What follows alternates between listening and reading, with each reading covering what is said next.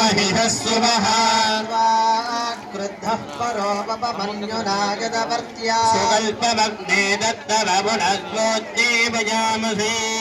मन्यपरोक्तस्य पृथिवीमनुदध्वजे आदित्या विश्वे दत्तेवावधमश्च समाभरन् वेदिने देवी वसुन्धरा स्यात्वसुधा देवी वासवे